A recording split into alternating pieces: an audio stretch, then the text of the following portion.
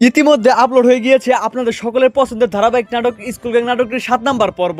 তাহলে 8 নাম্বার পর্ব কবে আসবে এবং 8 নাম্বার পর্বে কি ঘটবে?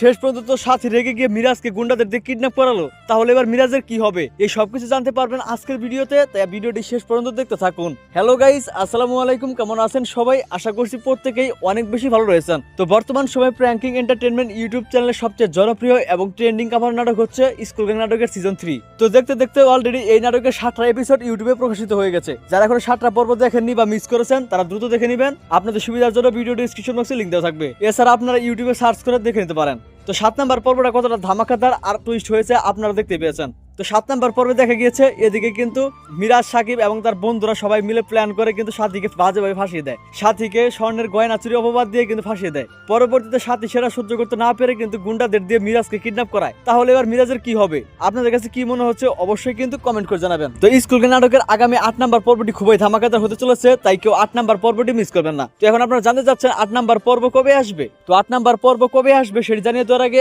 আপনারা দ্রুত আমাদের এই চ্যানেলটি সাবস্ক্রাইব করুন। আর আজকের ভিডিওটি আপনি কে কোন জেলা থেকে দেখলেন অবশ্যই কিন্তু কমেন্ট করে লিখে জানাতে ভুলবেন না। তো বন্ধুরা আপনারা আগামী ফেব্রুয়ারির 5 তারিখ বৃহস্পতিবার দিন দুপুর 12টায় শুধুমাত্র প্র্যাঙ্কিং এন্টারটেইনমেন্ট ইউটিউব চ্যানেলে আপনারা স্কুল গ্যাং নাটকটির 8 নাম্বার পর্ব দেখতে পারবেন। তো আশা করি বুঝতে পারছেন। দেখো নতুন নাটকের আপডেট নিয়ে। আল্লাহ হাফেজ।